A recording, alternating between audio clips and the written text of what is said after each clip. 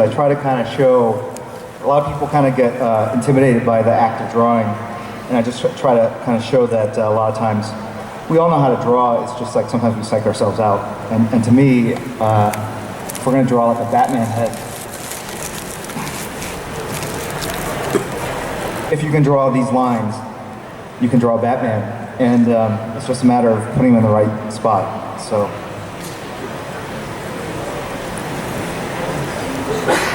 Sideways, right?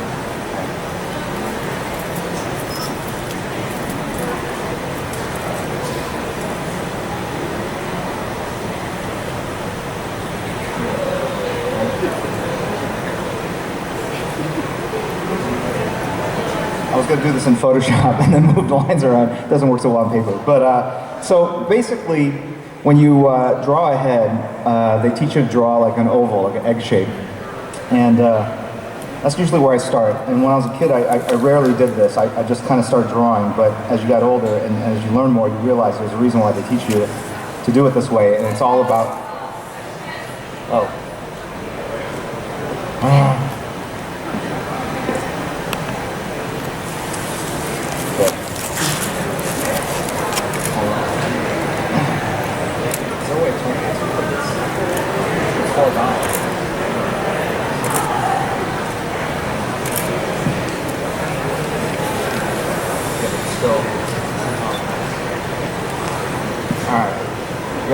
You're all gonna learn how to draw Batman sideways. Sorry. So you start off. I'm gonna use the marker because it's easier to see. But you start off drawing an egg. You can all draw an egg, right? A circle like that.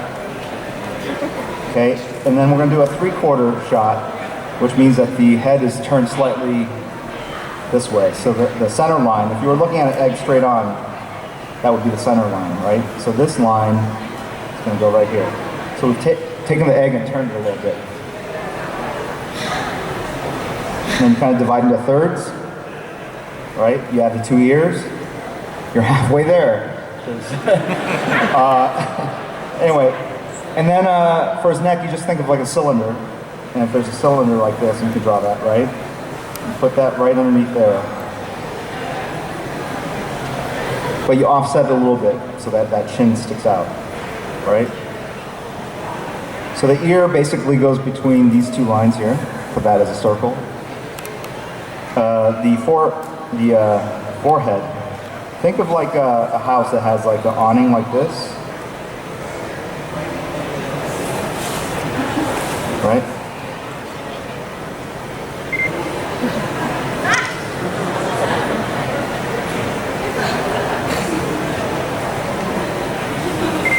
Okay.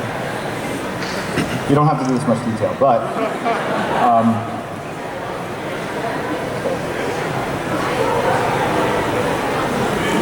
What? The awning. This is, yeah, the awning. That's what you want. Now you take that awning and you put it right here. It's like Homer Simpson. All right, so that represents his brow. And then if you've ever been to Egypt, they have these things called pyramids. This one's a little more isosceles. I think that's what they are. There was that scaling. I don't know. So it's one of those pyramids.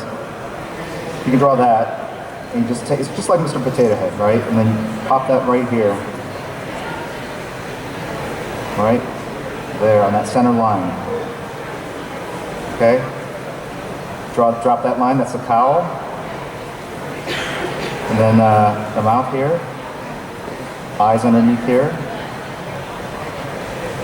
Kind of round up the top there. Drop the shadow of this egg along the cylinder, like if there was something on top of here. Going to cast a shadow like that.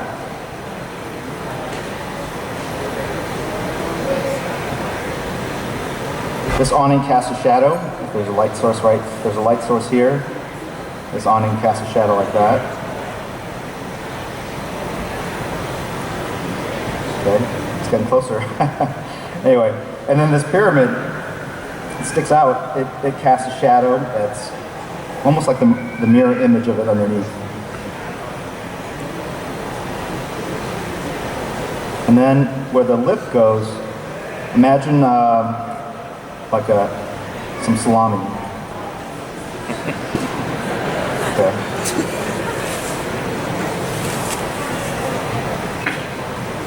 Okay, and then like a pie.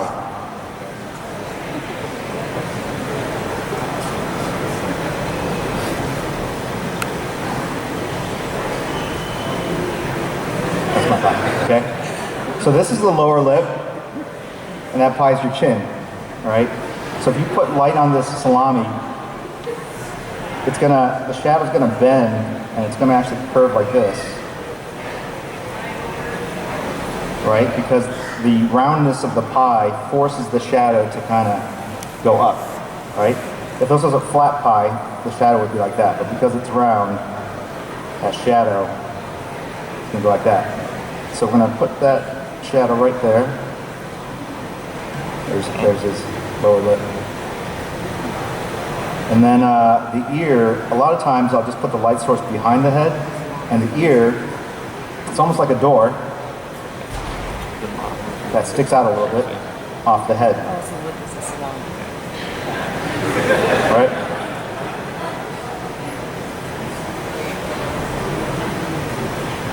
So for the light source here, the back of that door is in shadow, and sometimes it even casts a shadow across the side of the face. Okay? Woohoo! All right. So now I'm going to draw utilizing these principles of food and architecture.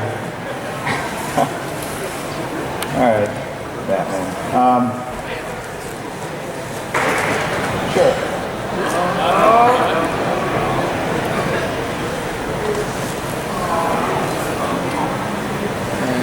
So you see all the lines? I just kind of turned them down quickly. All right.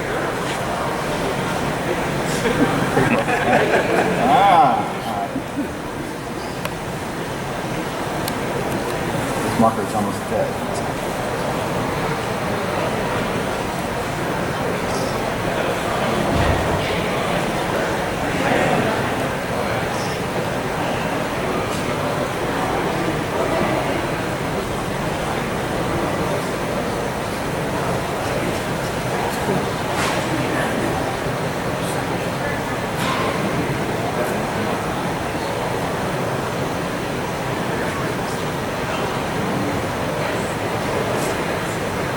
There's that door. Right.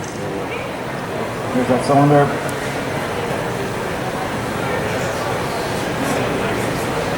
Here's that pyramid. The awning over the pyramid is going to cast a shadow across the side of that pyramid. There's the face is really, I mean, I start out with a egg, but it's really a series of, it's more blocky than spherical, meaning kind of like a dome on top of a square, and you can cut out parts here for like the cheekbones, cut out divots here for the temples, add that pie there for the chin, the door, so you can kind of see how it's constructed. So this part of the face is parallel to here, so this is flat. So the same way this door catches a shadow, you can almost argue that this part where your sinuses are also catches that same shadow that's created by the light behind it. And if you ever notice like illustrations of like a metal cylinder, there's a light source here and another light source over here, you'll see like what's called a core shadow. Right? A core shadow is typically the light basically hits all these parts of the cylinder, but once it reaches a point where the ray of light's not hitting, that's where the shadow falls. And then you see light over here because of this backlight or the reflected light bouncing off this wall. So that's why you have this core shadow. You guys got that? Okay, great. All right, so when we think of Batman, you think of him as being one cylinder, and there's a light source here, reflected light source here, or two light sources. The core shadow is right down the center, but it follows along the contours of the head. Right?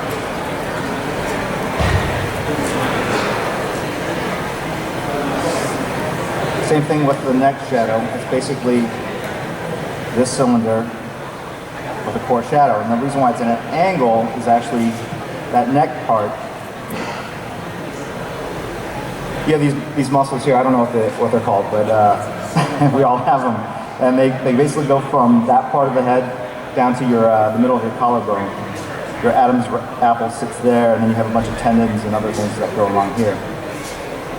Right. So if you have light behind, this is essentially a round cylinder. So that core shadow is going to be right here. You know, the shadow on top of that Adam's apple down here. And then all these little divots will create shadows themselves. So we're just going to use that same principle.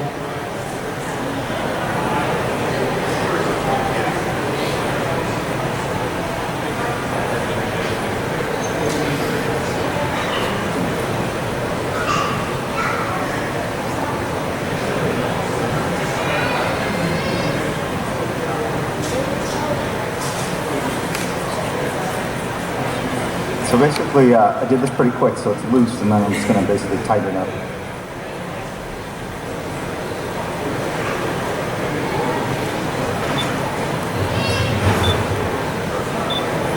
So those are all the, I mean, you can kind of see the shape, right? You can see the form, even with these basic shapes, right?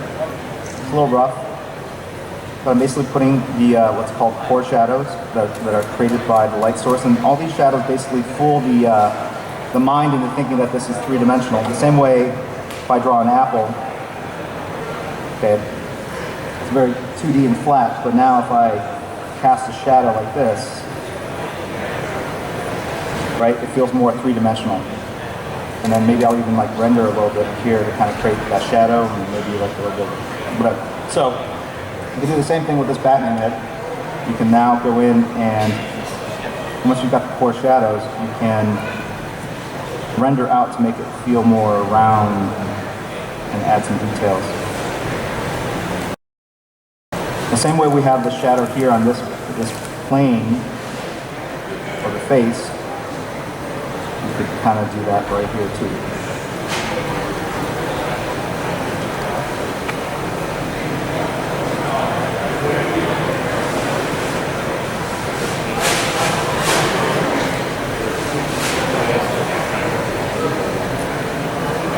Here's that sausage. Here's that pie.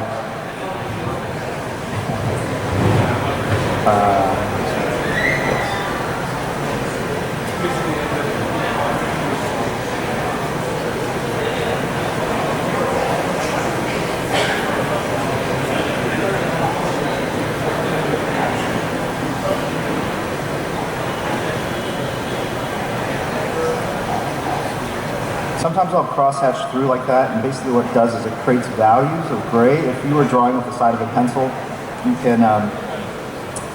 can go from a very dark black to a white, and you can basically create these gradations by just changing the pressure. Right? Show it. All right, so if that's 10 and that's 1, and that's 0.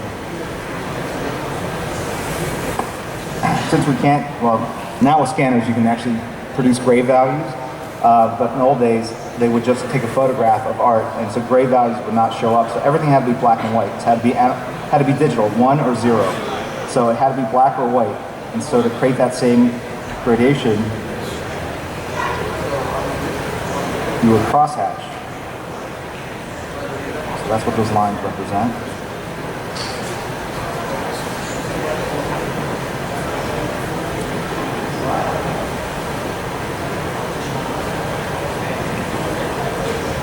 Right? So if you kind of squint, they kind of look the same, maybe a little bit. So that's what we're doing here. We're just basically creating gradations of gray.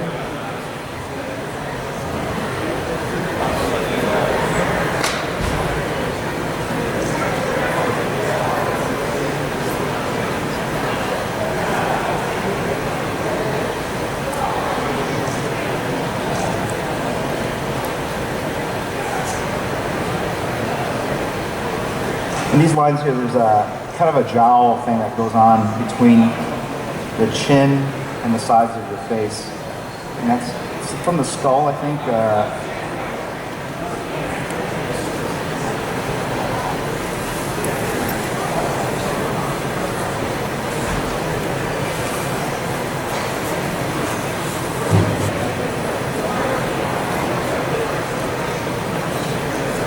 So there's your teeth. You have this kind of space here, so you can get shadows that kind of fall in that area because there's no bone structure underneath.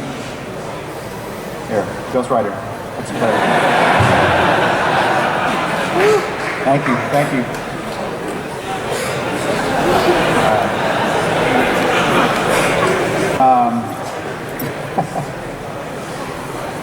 I wanted to be in that meeting when it came up that character, like, it's a skull and it's on fire. Yes. So here's that door casting a shadow across the side of his head.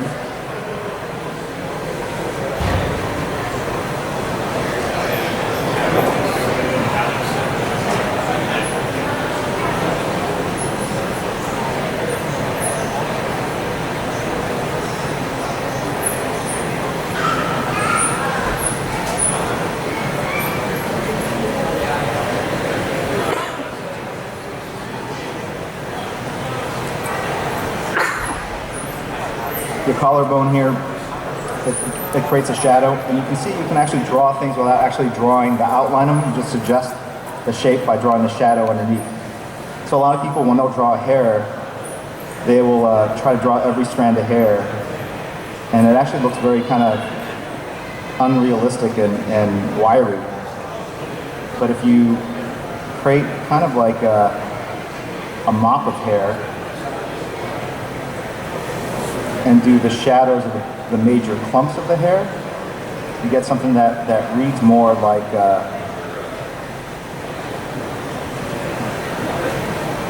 I was drawing Superman last night, so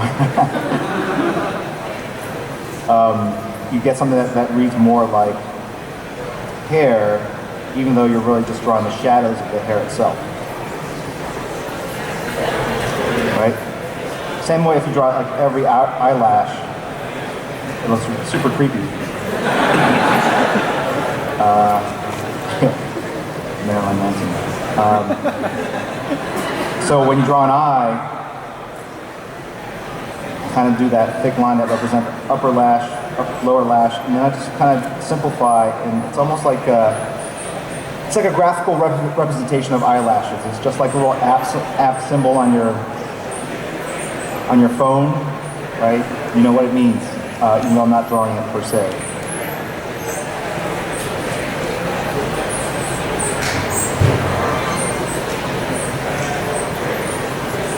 Anyway, okay. So I'm going back to here and basically creating the shadows.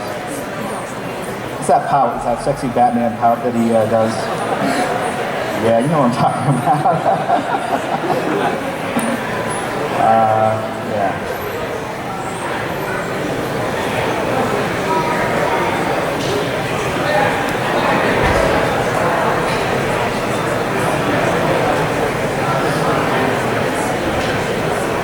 This line here represents the temple. And it just kind of goes back like that.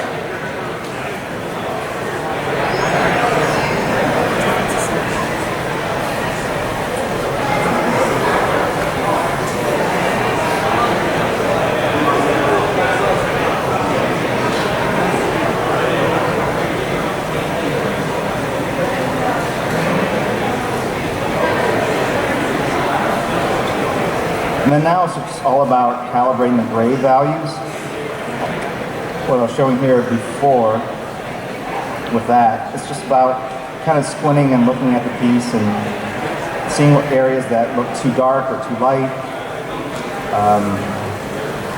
This is a whiteout pen.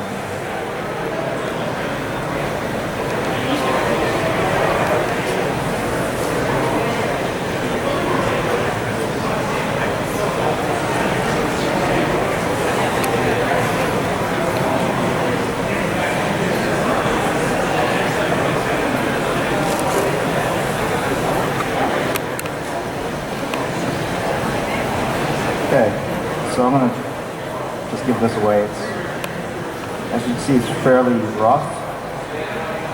Right?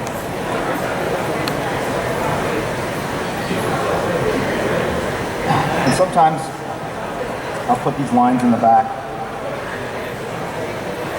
I'm not gonna do this.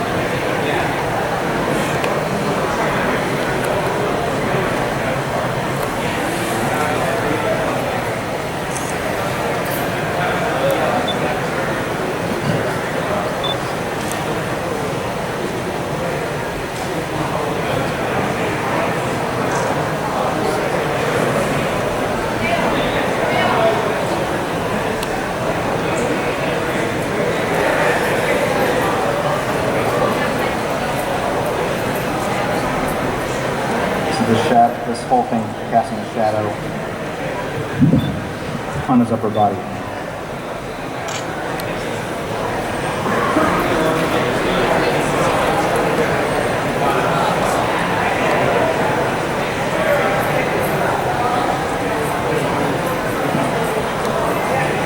It's a good thing to practice throwing parallel lines. It's just practice, but it's good to be able to kind of do that. And all that does is it kind of separates him off the background a little bit.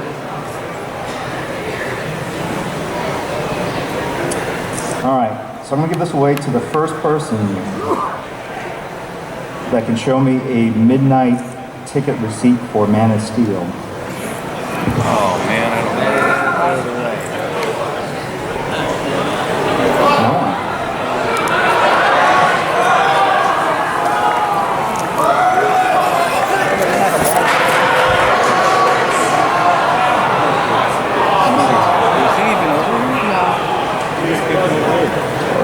All right, there you go. Congratulations. What's your name?